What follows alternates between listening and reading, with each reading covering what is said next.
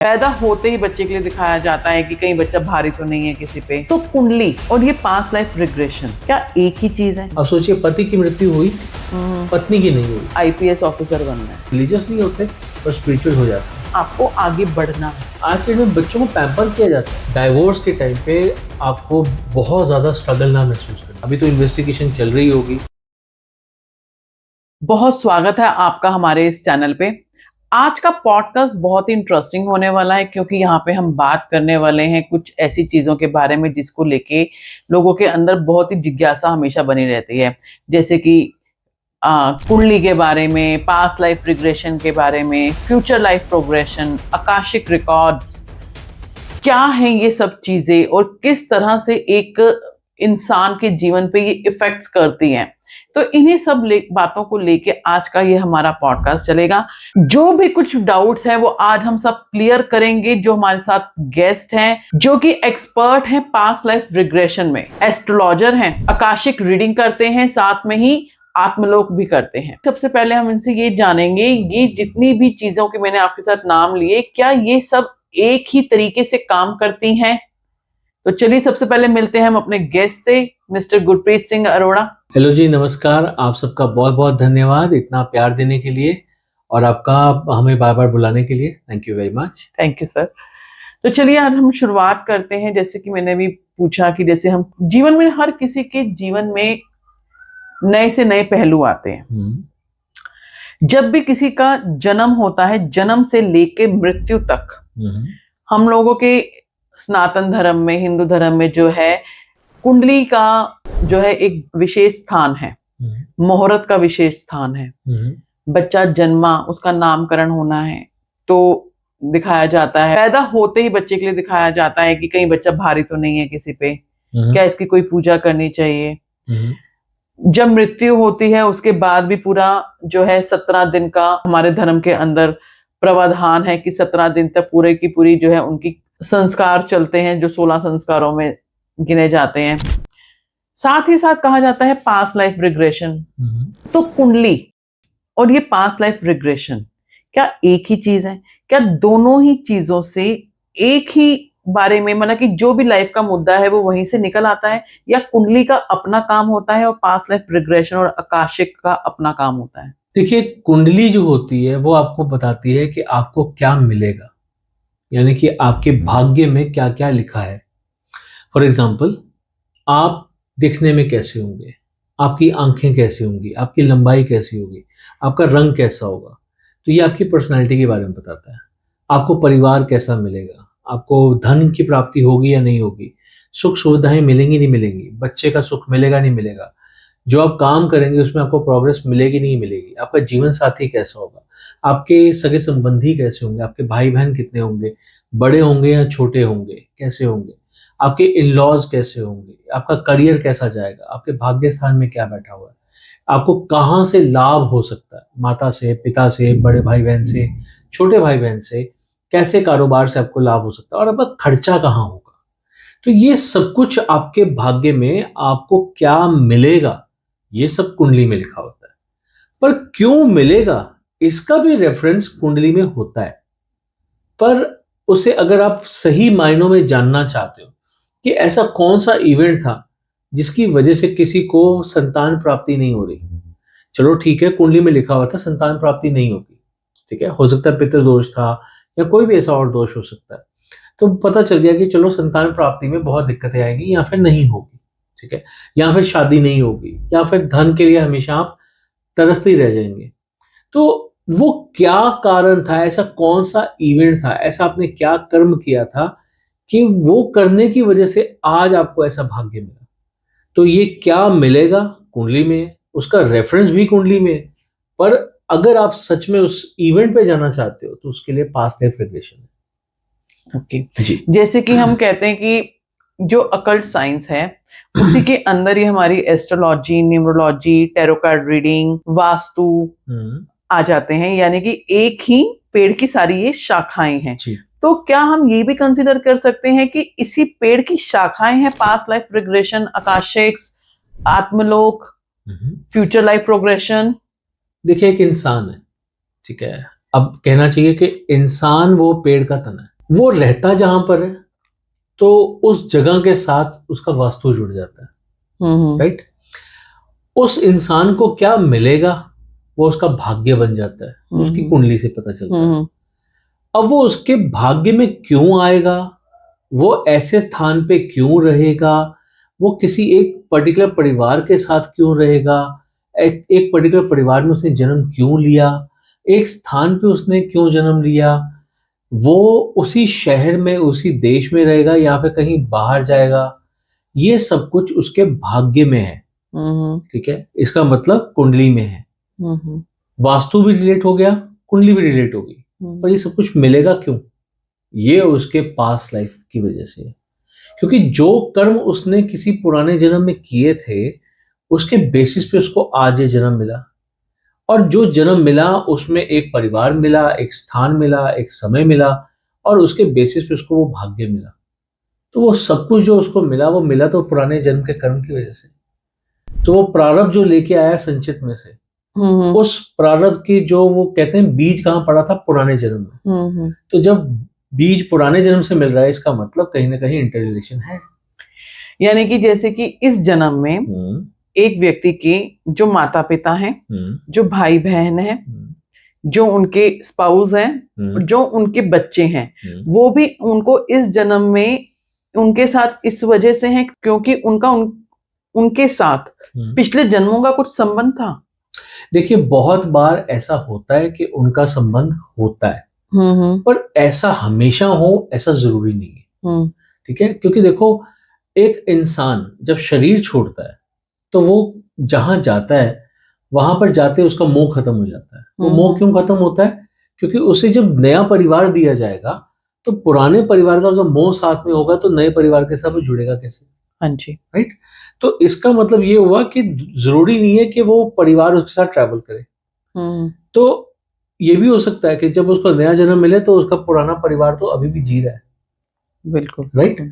तो अगर वो जी रहा है तो वो कैसे उसके साथ कनेक्टेड हो सकता है? हर बार तो कनेक्टेड नहीं हो सकता। हो सकता है तीसरा चौथा जन्म में जाके वो मिल जाए, कभी किसी और रूप में मिल जाए, पर हर बार मिलेगा ऐसा जरूरी नहीं है। अब सोचिए पति की मृत्यु हुई, पत्नी की नहीं हुई, तो ये कैसे हो सकता है कि अब वो मान लीजिए कि जिसकी मृत्यु पिछले साल हुई थी उसने उसके 9 महीने बाद 1 साल बाद जन्म ले लिया, यानी कि पत्नी तो है 30 साल की और पति जो है अब अभी उसने जन्म ही लिया है।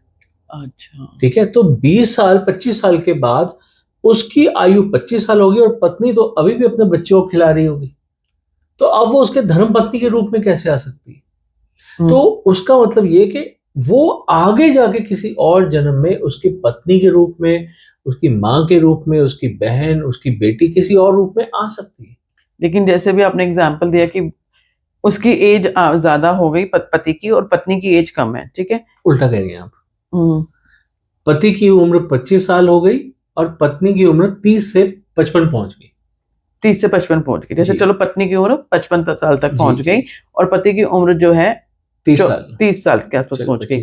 तो क्या वो ऐसा रिश्ता उनके कुछ रिलेशनशिप हो सकता है कि वो पत्नी की जिंदगी में उसका जवाई बन के आ गया, दामाद बन के आ गया, अगर कुछ कामिक्स हैं या कभी अगर हम इसको रिवर्स कर दें, जेंडर चेंज करें तो उनके जीवन में उनकी बहू या दामाद बन के आ गए। हाँ ऐसा हो सकता है, डेफिनेटली हो सकता है, मतलब पॉसिबिलिटीज है भी और नहीं भी।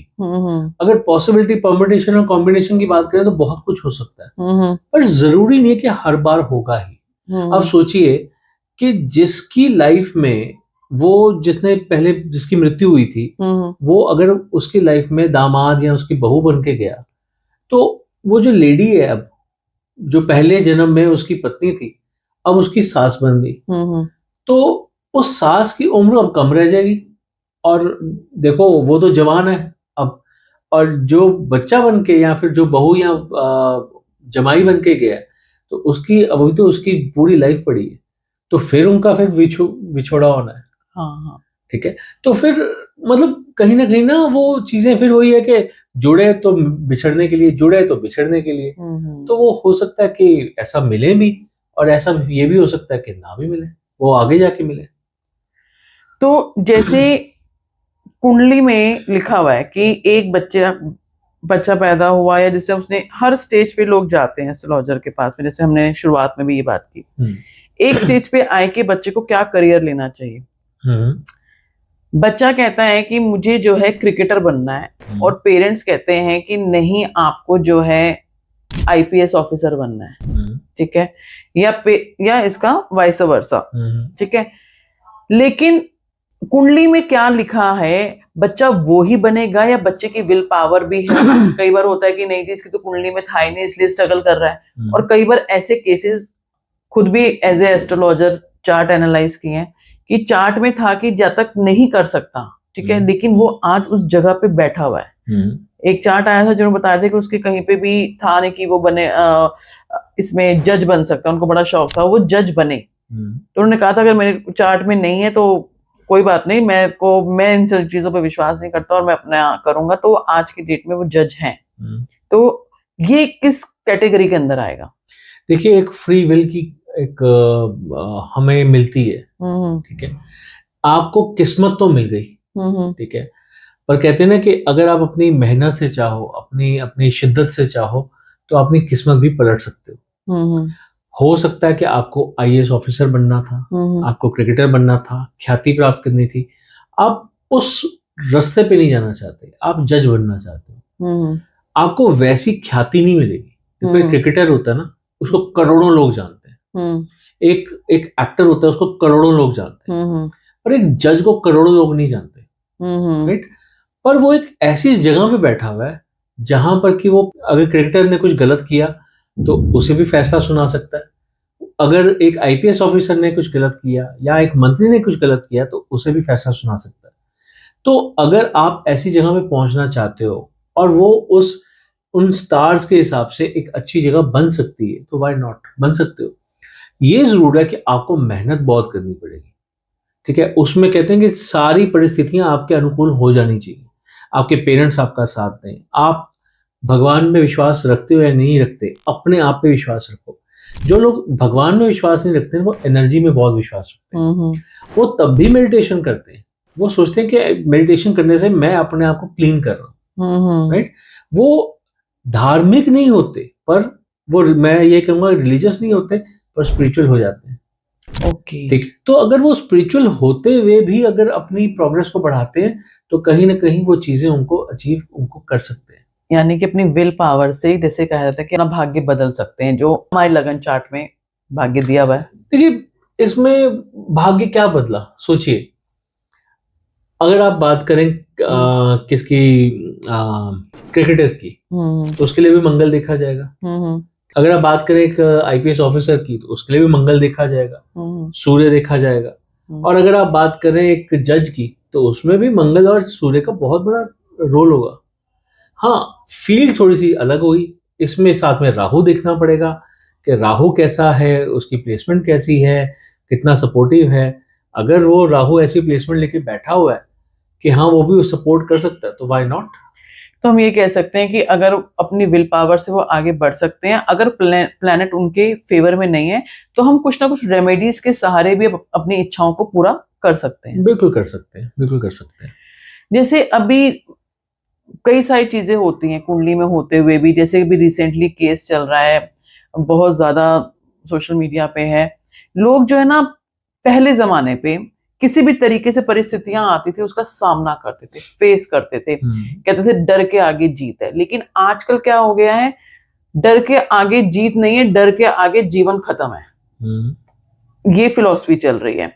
रिसेंटली अभी मैं केस सुनती हूँ, आप भी सुनते होंगे सोशल मीडिया पे, जो अतुल सुभाष जी का हुआ, जिन्होंने अपनी सिचुएशन को फेस ना करके अपना जीवन समाप्त किया। एक केस मैंने ये सुना कि एक पायलट थी, कितनी ज्यादा शिद्दत से पेरेंट्स ने उनको पढ़ाया होगा, सब चीजें की होंगी, जिस लेवल पर उनको पहुंचाया, अपनी कुछ पर्सनल प्रॉब्लम्स की वजह से अपनी जीवन लीला समाप्त कर दी। ये सब चीजें भी क्या पहले से डिस्टाइंड है, इनका कुछ पास्ट लाइफ से या कुंडली से कनेक्शन है कि इनके साथ ये सिचुएशंस होनी थी, या इनके पास्ट लाइफ में कुछ ऐसे कर्म थे कि आज इन्होंने ये स्टेप लिया? क्योंकि अपनी जीवन लीला समाप्त करना कहीं किसी धार्मिक ग्रंथ में या कोई भी रिलीजन हो, अगर वो नहीं सिखाता, वो हमेशा ये दिखाता है कि आपको आगे बढ़ना है, जीवन आगे बढ़ने का नाम है, ना कि रुकने का नाम। तो ये रुकता हुआ रास्ता जो है ये किस चीज को जो है शो करता है कि क्यों इस तरह की चीजें आजकल बढ़ रही हैं? एज ए साइकोलॉजिकली क्या स्टेट होती है इन लोगों की? देखिए, हमारी जो जीवन व्यापन की जो शैली है आज की डेट में, वो बहुत बदल चुकी है। आप एक बात को, जैसे आप कह रही हैं कि पुराने ज़माने में ऐसा होता था कि वो बहुत पेशेंस रखते थे और आगे बढ़ते थे, उस चीज़ को फेस करते थे। आज की डेट में लोग सरेंडर कर देते हैं। हाँ जी। राइट? तो इस बात को ना समझने के लिए हमें थोड़ा-सा पीछे जाना पड़ेगा समय में। जिस टाइम की आप बात कर रहे हैं ना, उस ज़माने में क्या होता था, मेन सोर्स ऑफ इनकम जो था ना लोगों का, वो खेती-बाड़ी था। ठीक है? लोहार होता था, लोहा कूटता था। जो लोग खेतों में काम करते थे, खेतों में काम करते थे। वो पशुओं को चराते थे, पशुओं से दूध वगैरह निकालते थे, बेचते थे। वो उनकी दिनचर्या सुबह-सुबह शुरू होती थी और रात तक वो काम करते रहते थे। चिलचिलाती धूप में, सर्दी में, हर तरह के मौसम में काम और फिजिकल काम बहुत सख्त होता था। उससे उनका शरीर भी उतना सख्त होता, मन भी उतना सख्त हो जाता था। तो क्या होता था, अगर एक जगह से उनको दूसरी जगह जाना होता था, उनको पता होता था कि 20 कोस दूर है ये वाला गाँव। तो मुझे वो 20 कोस कैसे जाना है? हर किसी के पास घोड़ा गाड़ी तो नहीं होती थी। या तो धीरे धीरे धीरे बैल की चाल से चलेंगे कि बैल के पीछे बैठ गए और हाँकते हुए चले गए वहां तक। यानी कि समय बहुत लगेगा, पेशेंस चाहिए। या फिर वो पैदल पैदल जाते थे, कुछ समय दौड़ लेते थे, कुछ समय बैठ जाते थे, कुछ समय धीरे धीरे चलते थे। तो पेशेंस था, पेशेंस रखते थे। आज की डेट में अगर हमें यहाँ से कुछ 1-2 किलोमीटर भी दूर जाना हो तो हम पैदल नहीं जाते, हम साइकिल पे नहीं जाते, हम निकालते हैं बाइक, हम निकालते हैं गाड़ी। हम वहां तक भी पेशेंस नहीं रखते, जाते हैं और लेकर जो लाना होता है लेके आते हैं, या ब्लिंकिट से मंगा लेते हैं, व्हाटएवर जो भी होता है। ठीक है?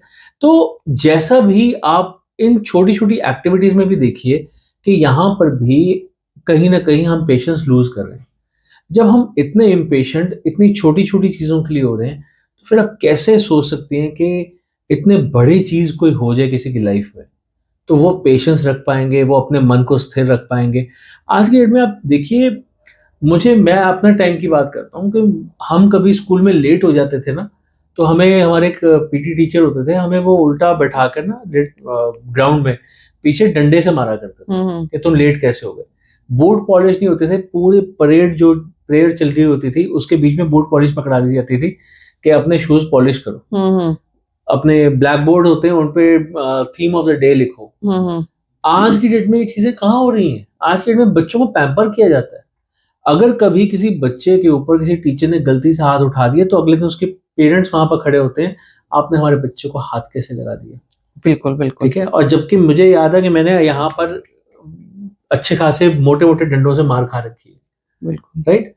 इसका मतलब मैं शैतान बच्चा नहीं था, बट कई बार होता है गेहूं के साथ भी घुन पिस जाता है।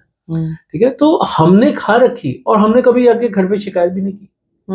तो वो कल्चर खत्म हो गया, वो पैम्परिंग इतनी शुरू हो गई कि इंसान आज के डेट में बहुत ही ज्यादा मुलायम दिल का हो गया, बहुत कहना चाहिए कि इमोशनली वीक हो गया। ठीक है? तो अगर इमोशनली वीक होगा तो किसी भी परिस्थिति से वो दूर ही भागेगा, वो कभी भी उसको लेकर उसको फेस करने की सिचुएशन में आएगा ही नहीं। अब आपने अतुल सुभाष जी की बात की, आपने एक और मैम की बात की जिन्होंने पायलट सृष्टि, हाँ पायलट सृष्टि जी। तो इन दोनों के केस में क्या हुआ? देखो, परेशानियां आती हैं, ऐसा कोई भी केस नहीं होगा जिसमें डाइवोर्स के टाइम पे आपको बहुत ज्यादा स्ट्रगल ना महसूस करनी पड़े। ठीक है? बहुत से लोग होते हैं जो विल से ले लेते हैं, डाइवोर्स ले लेते हैं, चलो मैं अपना घर कहीं और बसा लूंगा। ठीक है? और यहाँ वो देख भी लेते हैं कि मुझे कहाँ घर बसाना है डाइवोर्स होने से पहले। ठीक है? पर बहुत से लोग होते हैं जो इस चीज को फेस ही नहीं कर पाते। ठीक है? अब वो पैसे की किल्लत थी, वो इमोशंस की बात थी, या कैसे भी था। देखो, आज की दुनिया में ना हर कोई एक दूसरे को चीट ही कर रहा है। बिल्कुल राइट। जब हर जगह में चीटिंग हो रही है तो क्या उस इंसान ने जिसने स्टेप उठा लिया उसने कभी किसी को चीट नहीं किया होगा? यू नेवर नो उसकी लाइफ कैसी गई होगी, कैसी नहीं गई होगी। देखिए, मैं इस पे ना किसी पर्टिकुलर, जैसे अतुल सुभाष जी का नाम लिया, पायलट सृष्टि का नाम लिया, मैं उनके बारे में बात नहीं कर रहा हूँ, मैं हर इंडिविजुअल की बात कर रहा हूँ। किसने किसी को चीट नहीं किया? आज के डेट में कलयुग चल रहा है जी। कलयुग में हर कोई किसी ना किसी को चीट कर रहा है, कहीं ना कहीं अपना फायदा पहले देख रहा है। यहाँ इन्होंने स्टेप इस सिचुएशन में आके जब लिया तो कहीं ना कहीं वो परिस्थितियों से हार गए। वो इसलिए हार गए क्योंकि उनका इमोशनल ब्रेकडाउन हो गया। उनको लगा अब मुझे नहीं करना। पर एक चीज और भी थी, ये सब करने से पहले सिर्फ इमोशनल ब्रेकडाउन नहीं था, देखो रिवेंज की भावना भी तो थी। अगर रिवेंज की भावना नहीं थी तो इतना बड़ा जो वीडियो बना है उसमें बार बार बताया गया कि इन्होंने मेरे से ये किया, इन्होंने मेरे से ये किया। ये प्री प्लान नहीं था क्या? एक बार सोचने वाली बात है कि ऑडियो क्लिप्स तक लगाई गई ताकि पता चले कि इस लेडी ने मेरे साथ क्या किया, जज ने मेरे बारे में क्या बोला, क्या वर्ड यूज हुए। तो क्या आपको लगता है कि ये प्री प्लान नहीं था?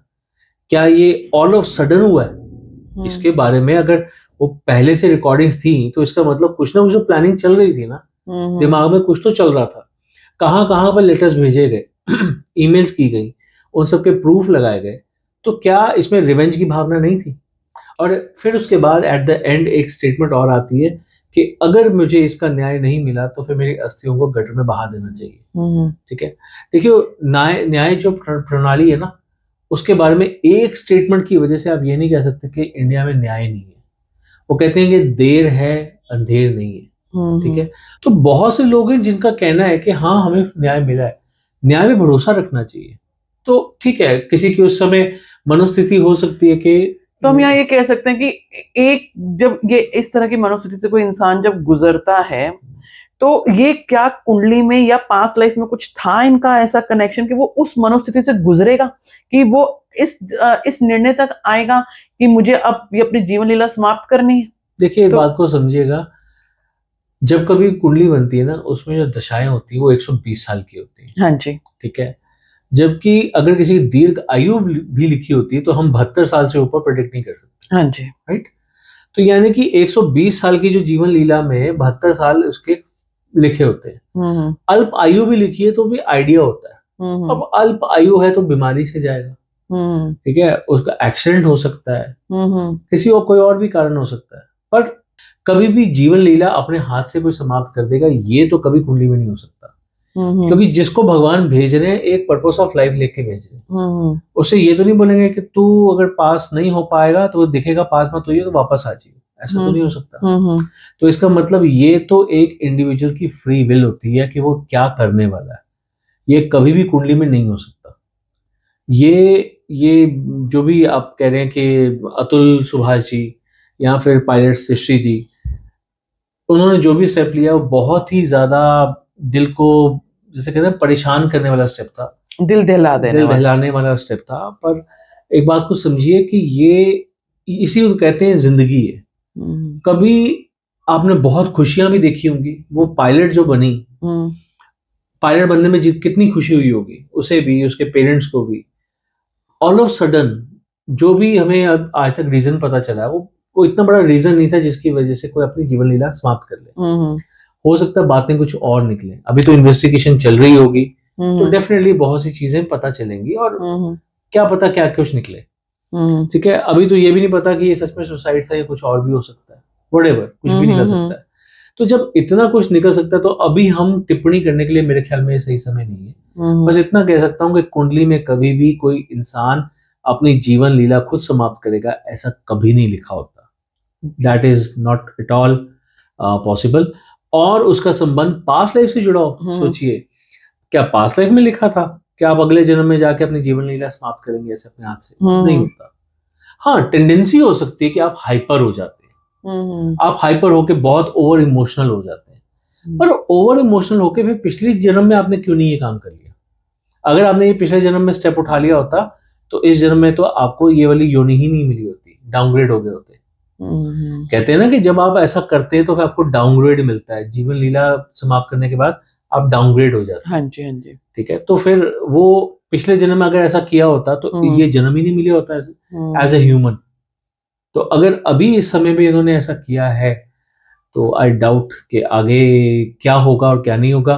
पर इसकी इन्वेस्टिगेशन मेरे ख्याल में अभी चल रही है। हाँ जी, तो अभी के लिए हम कुछ नहीं कह सकते कि ये उन्होंने अपने हाथों से किया या किसी और ने किया।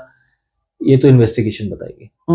जैसे हमने इस बारे में बात की, लेकिन अभी आप देखेंगे कि इंडिया के अंदर ही जो है 40 to 50,000 cases per year registered हो रहे हैं इन्हीं सब चीजों को लेके कि लोग अपने जीवन से हार मान रहे हैं जी। तो ये कहीं ना कहीं हमारी साइकोलॉजी को इफेक्ट करता है, या ये वो जो अभी आपने हमें एग्जाम्पल दिया, क्योंकि पहले के टाइम पे लोगों ने हर सीजन देखा था, हर सुख देखा था, हर दुख देखा था, तो उनके अंदर वो विल पावर थी सिचुएशंस को जीतने के लिए। लेकिन आज की जनरेशन के अंदर वो विल पावर नहीं है, तभी वो ये सब चीजें अपने सिचुएशन फेस करने से ज्यादा प्रायोरिटी वो अपने आप को खत्म करने में दे देते हैं। क्या क्या रीजन समझते हैं आप इसके लिए? देखिए, इसमें मैं दोनों चीजों को एप्लीकेबल करूंगा। पहले के टाइम में लोगों के पास विल पावर ज्यादा थी क्योंकि हार्डशिप ज्यादा थी। पर एक बात को और समझिए कि आज की डेट में हमारा जो मीडिया है वो बहुत ज्यादा फास्ट है। ठीक है, छोटी से छोटी खबर भी हो वो मीडिया तक पहुंचती है और वो बहुत जल्दी लोगों को पता चलता है, चाहे वो नॉर्मल मीडिया है चाहे वो सोशल मीडिया है, उसके थ्रू ही बातें पहुंचती हैं।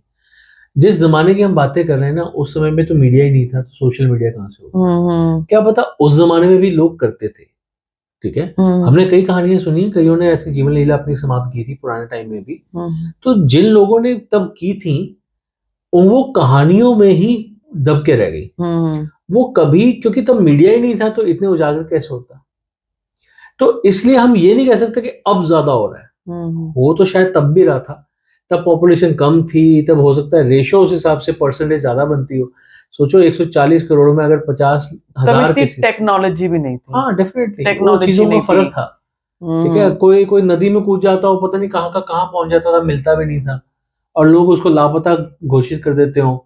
छोटे छोटे गांव होते थे, छोटे विलेजेस होते थे, चाहे आप इंडिया की बात कीजिए, यहाँ बाहर यूरोप की बात कीजिए, कहीं की भी बात कीजिए, तो पता भी नहीं चलता होगा कौन कहाँ चला गया। सोचते होंगे कहीं दूर चला गया, छोड़ के चला गया, क्या पता उसने भी जीवन लीला समाप्त की हो, और वाइस वर्सा।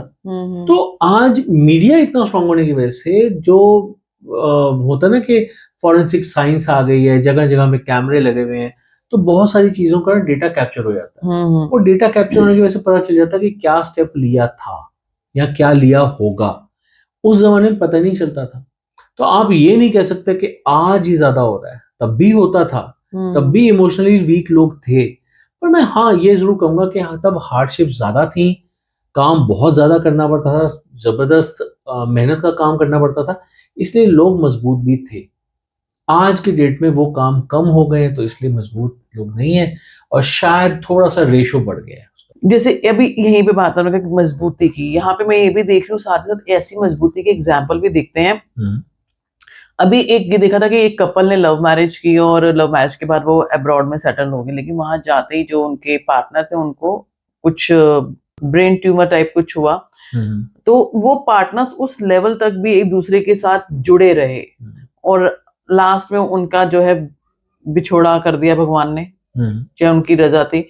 तो वो भी एक विल पावर थी, वो भी एक लविंग केस था कि जो एक दूसरे के लिए कहां तक भी साथ में, चाहे जो भी है हम दोनों साथ में हैं। तो ये भी उनका, अब इतना प्यार सब कुछ होने के बाद, तो यहाँ पे उनका ऐसे अलगाव होना, ये क्या उनका कुछ कर्माओं से संबंध था, पास्ट लाइफ से संबंध था, या कुंडली में ही था कि इनका साथ ही इतना था बस? इस पे ना मुझे आपका एक याद आ रहा है, इंटरव्यू याद आ रहा है। आपका इंटरव्यू हुआ था और हम दोनों गेस्ट थे, और मुझे याद है कि उस इंटरव्यू में आपने कहा था कि जब किसी की शादी होती है और उसका डाइवोर्स हो जाता है तो क्या ये भी प्री डिस्टाइंड होता है? तो ये सोचिए कि जब उनकी शादी हुई और उनको बिछोड़ा मिला, तो आपने ऐसे ही एक रिप्लाई दिया था कि क्या पता वो पास्ट लाइफ में कुछ कमी रह गई थी, उनके रिलेशन खत्म जल्दी हो गया था, या फिर किसी की डेथ हो गई थी, शायद वो एक टाइम पीरियड था जो बिताने के लिए इकट्ठे यहाँ पर जुड़े थे जब डाइवोर्स का केस होता है। क्योंकि किसी की अगर लाइफ में शादी लिखी होती है, डाइवोर्स भी लिखा होता है, तो 2 शादियां भी लिखी होती है। तो शायद ये जो आप केस की बात कर रही हैं उनमें 2 शादियां लिखी हो, या हो सकता है कि अब लड़की जो है वो दूसरी शादी करे या ना करे, वो बात की बात है, क्योंकि मैं उनको पर्सनली नहीं जानता, मैं उनकी कुंडली नहीं जानता, तो देखिए मैं तो कुछ कह नहीं सकता। बट वो जवाब आप ही ने एक बार दिया था कि कई बार क्या होता है, हम पास्ट लाइफ के कर्मा जैसे लेके पैदा हुए होते हैं कि हम उनके, क्योंकि अभी इस समय में उनके साथ जो जुड़ना था वो कुछ समय के लिए जुड़ना था, तो शायद वो ही पूरा करने के लिए आए थे, इसलिए उनका अलगाव नहीं हुआ, इमोशंस इतने बिखरे नहीं कि हम कुछ और एक्सट्रीम स्टेप ले लें, और वो लास्ट मोमेंट तक, लास्ट सांस तक उन्होंने उनका साथ दिया, क्योंकि वो वहां तक उनको साथ देना ही था, उनको इकट्ठे रहना ही था। तो हम ये कह सकते हैं कि कहीं ना कहीं वो कनेक्शंस थे, पास्ट लाइफ की भी, हमारी कुंडली की भी, सब आपस में जुड़े हुए थे। बिल्कुल जुड़े हुए। यहाँ पे आज हमने 3 केसेस के बारे में बात की जो रिसेंटली अभी हमारे इसमें चल रहे हैं। तो क्या अगर जैसे होता है कि लोग वो ही जानना चाहते हो, जैसे आप जानना चाहते हो कि ऐसा क्यों हुआ, तो क्या आप इनकी पास्ट लाइफ देख सकते हैं कि इनके साथ ये हुआ क्यों?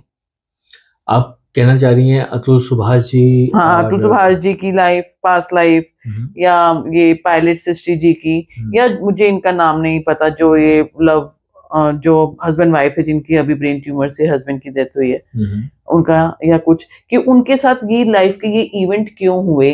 क्या इस इवेंट को पास्ट लाइफ में जाके देखा जा सकता है उनकी कि हाँ? बिल्कुल देखा जा सकता है, बिल्कुल देखा जा सकता है, बट उसके लिए परमिशन चाहिए ना। मैं हमेशा हर पॉडकास्ट में कहता हूँ, कई लोग क्लेम करते हैं कि हमने इतने बड़े सेलिब्रिटी का किया, पास्ट लाइफ किया, कोई किसी की डेथ हो गई थी, हमने उनका, धीरू भाई अंबानी, उनका पास्ट लाइफ किया। मैं ये पूछता हूँ कि आपको परमिशन किसने दी?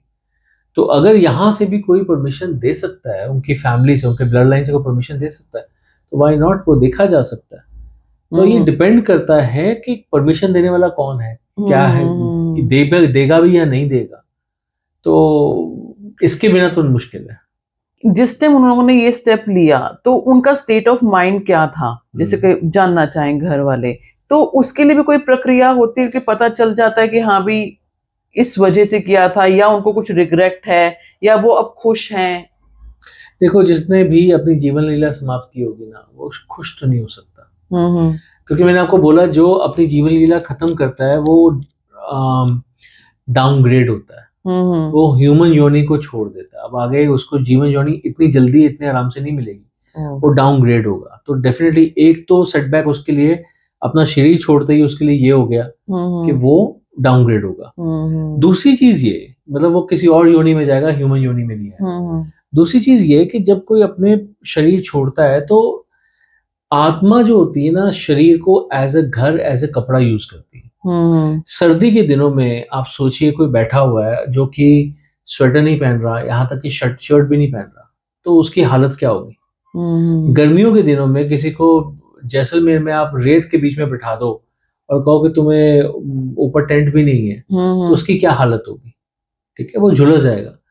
उसी तरह से जब शरीर को एज ए कपड़ा यूज किया जाता है, एक आत्मा यूज करती है, और जब वो उस शरीर को छोड़ देती है, और अगर उसको अभी आगे गति नहीं मिली किसी वजह से भी, तो सोचो उस आत्मा की क्या हालत होगी? वो भी तो तड़प रही होगी, वो भी तो जल रही होगी। तो वो आत्मा का आप सोचो कि उसको रिलीफ मिल गया होगा? No, not at all possible. ये कहने की बातें हैं कि मैं अपने आप को खत्म कर लूं तो फिर मैं रिलीफ मिल जाएगा। उल्टा और नई नई प्रॉब्लम शुरू हो जाएगी, क्योंकि आप ना गति प्राप्त कर पाओगे, ना वो योनि प्राप्त कर पाओगे। उसके बाद आपको ना ही वो जो सोच के आपने अपनी जीवन लीला समाप्त की, ना आपको वो मिला, और आगे नई और मुसीबतें आपने ले ली।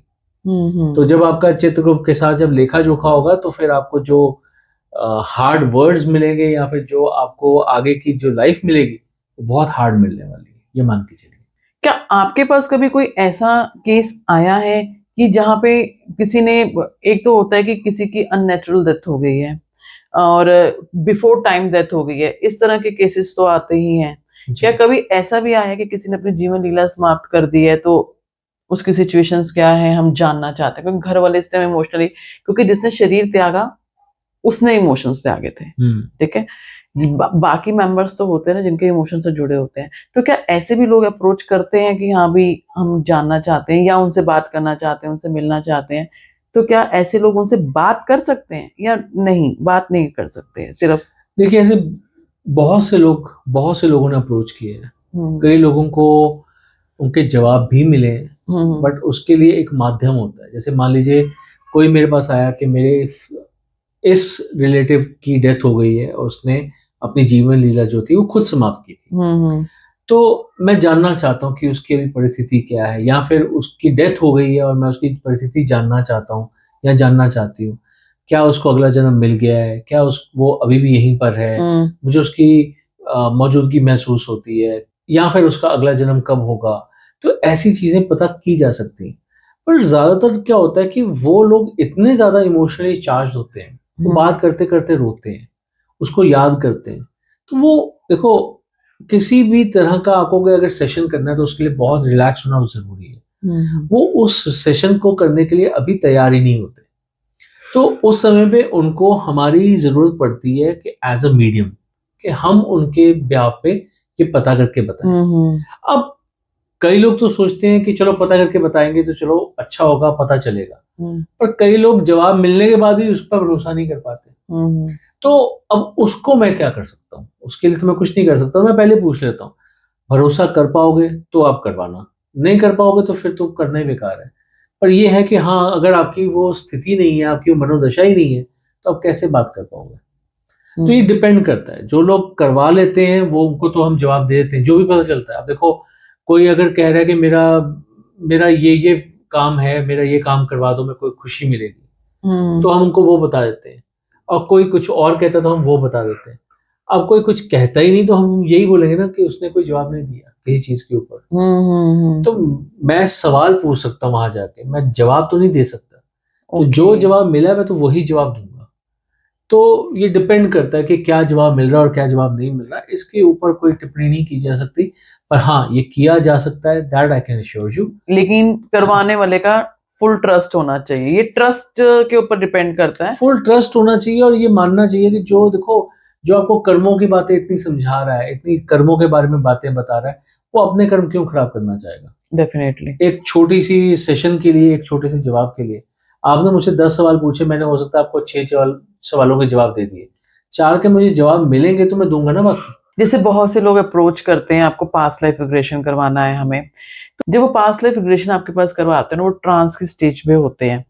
तो जब वो अपना पिछला जन्म देख रहे हैं, तो क्या वो सच में वो पिछला जन्म ही देख रहे होते हैं, या कई लोग ना बहुत इमेजिनेशन वाले लोग होते हैं, या कई बार कि ऐसा होता है कि जो कभी उन्होंने कहीं इमेजिन किया होता है तो वो ट्रांस के स्टेट में अपनी इमेजिन को वहां पे देखते हैं। चलिए, मैं आपसे कुछ चीज़ें पूछता हूँ।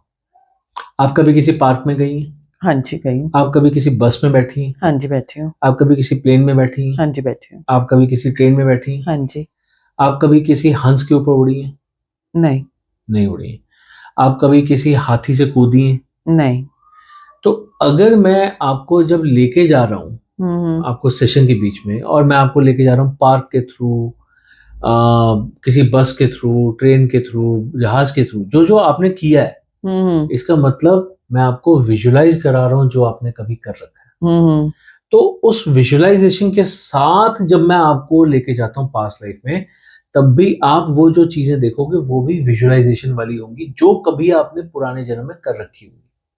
ओके। तो जो मैं टेक्निक के साथ आपको लेके जाऊंगा उसी टेक्निक को आगे फॉलो किया जाएगा। अगर यहाँ पर मैं आपको बोल दूं कि आप हाथी के ऊपर बैठी हैं, देखिए वहां से कितनी ऊंचाई दिख रही है, चलो ये आप कूद जाइए, ये कीजिए, वो कीजिए, हंस के ऊपर बैठिए, तो वो तो आप सपने में भी नहीं सोच सकते, यानी कि वो इमेजिनेशन है। तब आप कह सकते हैं कि अगर मैं इमेजिनेशन के साथ आपको लेके गया तो आपने जो देखा तो वो आपके ख्याली पुलाव हो सकते हैं। यानी कि पास्ट लाइफ रिग्रेशन जो है इमेजिनेशन नहीं है। वो जो भी व्यक्ति ट्रांस में होता है वो अपनी इमेजिनेशंस को नहीं देखता, वो एक्चुअल में वो चीज देखता है जो उसने अपने पिछले जन्मों में की होती है, उस चीजों को भोगा होता है। बिल्कुल, ये डिपेंड करता है ले जाने वाले की टेक्निक पे। ओके। तो अगर मैं विजुअलाइजेशन के सहारे आपको लेके जा रहा हूं, यानी कि जो भी आपने आज अपनी जिंदगी में किया है उस प्रोसेस के थ्रू लेके जा रहा हूं ताकि आप विजुअलाइज कर सकें, तो आपको जब मैं वहां लेके जाऊंगा तब भी आप सिर्फ विजुअलाइज ही करेंगे। विजुअलाइज करने का मतलब जब यहां पर आप वो चीजें विजुअलाइज कर रही हैं जो आपने कभी की हैं, तो वहां पर भी आप वही चीजें विजुअलाइज करेंगी जो आपने वहां कर रखी होंगी। राइट? जब आप किसी को ट्रांस में लेके गए पास्ट लाइफ, आपके पास कोई आया, आप उसने आपको कोई भी केस आपके पास आया, आपने उस केस ने अपनी प्रॉब्लम आपको बताई, आप उसकी प्रॉब्लम को लेके पकड़ के उसको पास्ट लाइफ में लेके गए। पास्ट लाइफ में जाके उसको प्रॉब्लम पता चल गई कि मुझे यहाँ से प्रॉब्लम है, ठीक है। तो अब प्रॉब्लम उसको पता चली, लेकिन जब वो इस जन्म में प्रॉब्लम्स को फेस कर रहा है उस कर्म की वजह से पिछले जन्म की, तो क्या फिर वो सोल्यूशन हो जाते हैं? देखिए, अगर इवेंट बेस्ड होते हैं, जैसे मान लीजिए उस जन्म में कोई गलती से पहाड़ से गिर गया, ऊंचाई से गिर गया, और इस जन्म में उसे ऊंचाई से डर लगता है, तो वो जानना चाहता है मुझे ऊंचाई से डर क्यों लगता है। मैं अपने घर के सेकंड माले पे भी पहुंचता हूँ तो मुझे नीचे देखते हुए डर लगता है। ठीक है, तो इसका मतलब क्या है कि वो जब इस सेशन में जाता है और वो देख लेता है कि उसने क्या किया था या उसके साथ क्या हुआ था, तो उसका डर निकल जाता है। तो ये तो हो गया इवेंट बेस्ड। पर कई कुछ चीजें ऐसी होती हैं जो उसके साथ परिस्थितियों की तरह जुड़ी हुई है। जैसे किसी की शादी नहीं हो रही, अब मेरे सारे दोस्तों की शादी होगी, मेरी क्यों नहीं हो रही? अब पीछे जाके पता चला जी कि आपने किसी की शादी तुड़वाई थी। आपने हस्बैंड वाइफ थे, उनमें से हस्बैंड को इतना दिमाग उसका भर दिया, नशे में भर दिया और बातें कर करके अपनी वाइफ के अगेंस्ट कर दिया कि वो उसको छोड़ के चला गया। मतलब गलत कर्म किया। हाँ। तो अगर आप वो देख आए तो आने के बाद आप उसको भुगत रहे हो ना, तो आप उसके लिए उससे माफी प्रार्थना करते हो, कोशिश करते हो, तो एकदम से आती तो शादी नहीं हो जाएगी। It will take some time. फिर आपको वहां पे प्रॉब्लम पता चल गई, फिर यहाँ पे अब हम सपोर्ट लेंगे एस्ट्रोलॉजिकल चार्ट की। एस्ट्रोलॉजिकल चार्ट की भी लेंगे, हीलिंग की लेंगे, और भी कई सारे मीन्स कि हम रेमेडीज करें। हीलिंग भी पार्ट है हमारी रेमेडीज में। रेमेडीज में कुछ लोग अपने खुद से हीलिंग सीख के अपनी हीलिंग कर सकते हैं, जो नहीं सीख पाते क्योंकि छोटा प्रोसेस तो होता नहीं है, मल्टीपल इसके प्रोसेसेस चलते हैं, तो वो फिर अपने लिए हीलिंग करवाते हैं। यानी कि उसके लिए हमें बेसिकली, अगर आपको वहां पे प्रॉब्लम पता चली जिसका सोल्यूशन अपने आप नहीं हो सकता, बस आप सिर्फ प्रॉब्लम पता करके आए हो, सोल्यूशन नहीं मिल पाएगा। सोल्यूशन के लिए आपको रेमेडीज, हीलिंग की तरफ ही जाना पड़ेगा इस जन्म में, और वो भी कुछ टाइम के बाद धीरे धीरे सॉल्व होकर आपको रिजल्ट्स देंगे। हाँ, डेफिनेटली। आप कैसी हीलिंग ले रहे हो ये उस पर डिपेंड करता है। कुछ हीलिंग्स बहुत स्लो होती हैं, कईयों को तो ऐसा होता है कि आप आज हीलिंग शुरू करो, इलाज जो है 10 साल बाद होगा, तो वो तो फिर समझो कि हुआ या ना हुआ एक बराबर है।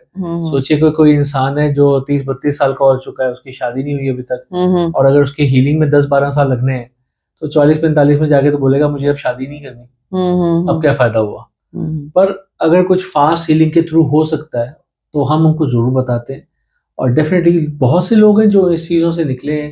मेरे पास कई सारे केसेस आते हैं जिनको 9-9 साल हो गए शादी को, और उसके बाद उनको बच्चा नहीं हुआ था, और उन्होंने अपने पीलर भी करवाया, और उसके बाद अपना जो हीलिंग कराई, 6-6 महीने में उनको गुड न्यूज़ मिल गई। और कोविड के दौरान भी ऐसा बहुत कुछ हुआ है। तो बहुत सी ऐसी चीज़ें हुई हैं जो पास्ट लाइफ और उसके बाद के प्रोसेस में इन्वॉल्व होने की वजह से लोगों ने अपने बेनिफिट्स उठाए हैं, अपनी लाइफ को बहुत बेहतर किया। क्या आपके पास कभी ऐसा भी आया कि किसी ने आपने किसी की हीलिंग की है और बीच में किसी ने छोड़ दिया, नहीं जी अब मेरे से नहीं हो रहा, तब उनके क्या रिजल्ट्स रहते हैं, और जिन्होंने पूरी हीलिंग करवाई है और उनकी लाइफ में क्या चेंज आते हैं? क्या दोबारा कभी आपके साथ फिर वो लोग जुड़ के आपको रिस्पॉन्स देते हैं, फीडबैक करते हैं? देखिए, बहुत से लोग जो हीलिंग कंप्लीट कराते हैं वो ज्यादातर हीलिंग कंप्लीट होने पर मिठाई के डब्बे के साथ या किसी गिफ्ट के साथ आते हैं मिलने के लिए। वो क्यों मिठाई का डब्बा लेके आते हैं? क्योंकि खुशी होती है उनको कि हाँ हमारा काम हुआ, जो हमने प्रयोजन शुरू किया था वो पूरा हुआ, और जब पूरा हुआ है तो फिर कहते हैं कि चलो जिसने मेरी मदद की मैं उसको जाके मुंह तो मीठा कराऊं, कम से कम इन्फॉर्म तो करूं। तो जिन लोगों की हीलिंग कंप्लीट होती है और उनको वो मनचाही चीज जो उनको मिल सकती थी, उनकी किस्मत में मिल सकती थी, और पास्ट लाइफ या फिर हीलिंग की वजह से उसको मिल गई, तो वो डेफिनेटली खुशी के मारे आते हैं और मुंह मीठा जरूर कराते हैं। पर जो लोग बीच में छोड़ देते हैं, क्योंकि एक तो वो विश्वास नहीं बना पाते, क्योंकि जैसे कि आपने अभी थोड़ी देर पहले बोला कि हीलिंग एक लॉन्ग प्रोसेस है, तो उसमें आपका पेशेंस होना, आपका विश्वास होना बहुत जरूरी है। जब तक आपका विश्वास और पेशेंस नहीं है तो मैं हीलिंग कर रहा हूँ या कोई भी हीलिंग कर रहा है, कोई फायदा नहीं है। तो उससे तो अच्छा आप हीलिंग करवाओ ही नहीं। ठीक है, तो आप क्यों अपने आप से खेल रहे हो? आप आज विश्वास रख रहे हो, 2 महीने बाद विश्वास तोड़ दोगे, उसका फायदा क्या है? उससे तो अच्छा आप शुरू ही मत करो। इसीलिए मैं शुरुआत से कहता हूँ कि हिकअप्स आएंगे, प्रॉब्लम्स आएंगी, पर आपको विश्वास बनाए रखना है, क्योंकि यही तो आपका इम्तिहान है। आपने कई पुरानी कहानियां सुनी होंगी कि जब किसी ने भी तपस्या की, भगवान की तपस्या की कुछ पाने के लिए, तो भगवान भी उसका इम्तिहान जरूर लेते थे। हाँ जी, बिल्कुल। तो उसी तरह से हीलिंग भी उस तरह का एक इम्तिहान नहीं मांगती है। हम्म। हीलिंग के दौरान भी आपके साथ हिकअप्स आएंगे, और ये हम हर किसी को बताते हैं जिसकी भी हीलिंग लेते हैं। बस विश्वास के साथ आपको आगे बढ़ते जाना है। तो क्या होता है कि जो विश्वास रखते हैं वो तो पानी पे भी चल लेते हैं, और जो विश्वास नहीं रखते उनके लिए तो धरती भी कम पड़ती है। बिल्कुल। तो यानी कि हीलिंग वो प्रोसेस है कि अगर कोई कर रहा है या करवा रहा है, खुद से कर रहा है या अपने करवा रहा है, तो जिस भी वो प्रॉब्लम को फेस कर रहा है वो डेफिनेटली उसकी लाइफ से बिल्कुल खत्म हो जाएंगी। देखिए, अब आपका सवाल बहुत जेन्युइन भी है, बट इसमें मैं आपको जवाब देना चाहूंगा। पहली बात तो विश्वास होना बहुत जरूरी है। मैं अगर ये कहता हूँ डेफिनेटली ठीक हो जाएगी, तो इसमें क्या आ जाएगा? अहंकार आ जाएगा, घमंड आ जाएगा। बिल्कुल बिल्कुल। कि मैंने जो कहा वो होगा ही होगा, वो पत्थर की लकीर है। नहीं, मैं कोई इतना बड़ा इंसान नहीं हूं कि मैं पत्थर की लकीर बना सकूं। सॉरी, मैं ये नहीं कर सकता। मैं सिर्फ ये कह सकता हूं कि मैं अपनी तरफ से पूरी कोशिश करूंगा। आपका विश्वास साथ में जुड़ेगा, आपकी तपस्या, आपका पेशेंस साथ में जुड़ेगा, तो सब कुछ मिलेगा। भगवान खुश होकर जरूर देंगे। तो मैं कौन होता हूँ देने वाला? देने वाले तो भगवान है। हाँ जी। सिर्फ आपकी और मेरी मेहनत होगी, आपकी और मेरी तपस्या होगी, जो हमें उस जगह तक लेके जाएगी कि भगवान खुश होंगे, कायनात खुश होगी, यूनिवर्स खुश होगा, और आपको तथास्तु कहते हुए आपको खुद वो चीज देगा। बहुत मजा आया आपके साथ बातचीत करके, पास्ट लाइफ के बारे में जान के, कुंडली के बारे में जान के, डेफिनेटली रेमेडी वगैरह के बारे में जान के कि किस तरह से लोगों को फर्क पड़ता है।